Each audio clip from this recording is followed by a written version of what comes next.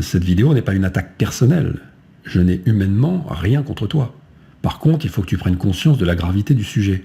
Tu as une petite audience, j'ai vu, il y a des gens qui t'écoutent, qui te réclament, qui te font confiance. Le problème, il est que tu balances des choses comme ça sans grande réflexion.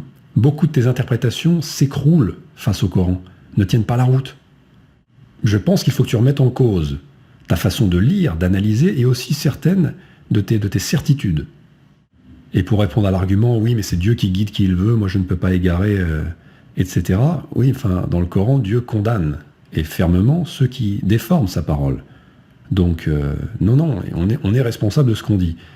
Après, je ne dis pas que tu détournes, je pense pas que tu détournes sa parole consciemment, mais un détournement reste un détournement. Et lorsqu'on est bien conscient d'avoir une petite audience, d'avoir donc une influence, on ne peut pas se cacher derrière Dieu guide qui il veut, ou encore je n'ai jamais forcé personne à me suivre. Non, à partir du moment où on sait qu'on est écouté, on est responsable de ce qu'on dit. Quand je veux dire que je suis pas de la nuit, ça veut dire que c'est qu'à un moment, mon cerveau il est un peu, il est un peu fatigué. Donc voilà, quand je discute avec quelqu'un, voilà, surtout du Coran et d'Allah, voilà, j'aime bien être en éveil. Non, mais là ça va, je suis bien. Là, je suis bien. D'accord.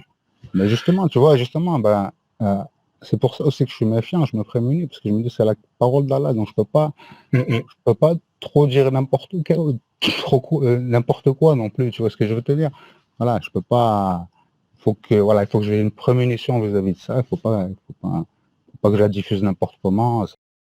Et puis, à cause de leur violation de l'engagement, nous les avons maudits et endurci leur cœur. Ils détournent les paroles de leur sens et oublient une partie de ce qui leur a été rappelé.